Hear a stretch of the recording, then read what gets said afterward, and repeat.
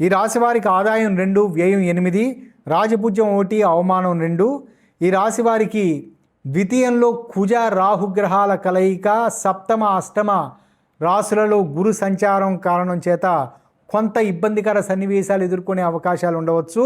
స్థిర ఉపాధి అవకాశాలు లాభిస్తాయి. ఎంతో కాలంగా వీరిని వేధిస్తున్న ఆర్థికపరమైన సమస్యలకు పరిష్కార మార్గాలు లభిస్తాయి. అనుకోని విధంగా ఆర్థిక సంస్థల నుంచి పరిపూర్ణ ఆర్థిక సహాయం వీరికి లభిస్తుంది. సంతాన అభివృద్ధి ఆనందాన్ని కలిగిస్తుంది. సంతాన విద్య ఉపాధి అవకాశాలకు సంబంధించి విపరీత ధన వ్యయం చోటు చేసుకుంటుంది. కుటుంబంలో వయసులో పెద్దవారి ఆరోగ్య విషయంలో పరిపూర్ణ జాగ్రత్తలు తీసుకోవటం అవసరం.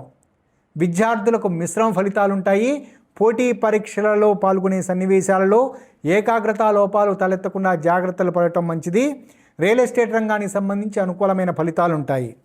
ఉత్తరాషాఢ నక్షత్రానికి సంబంధించి ఈ రాశికి సంబంధించిన ఉత్తరాషాఢ నక్షత్రం వారికి తీవ్ర మానసిక ఒత్తిడి ఎదురయ్యే అవకాశాలు ఉంటాయి.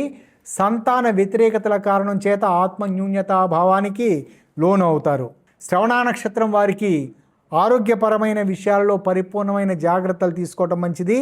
ముఖ్యంగా రక్త ప్రసరణ రక్తానికి సంబంధించిన రుగ్మతల కారణం చేత కొంత ఇబ్బందికర పరిస్థితులు, ఆరోగ్య విషయాదులకు సంబంధించి ఔషధ సేవనాలు వంటివి ఏర్పడే పరిస్థితులు ఉంటాయి.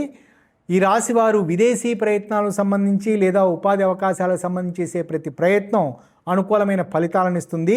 జీవిత భాగస్వామి ఆరోగ్య విషయంలో పరిపూర్ణ జాగ్రత్తలు తీసుకోవటం అవసరం.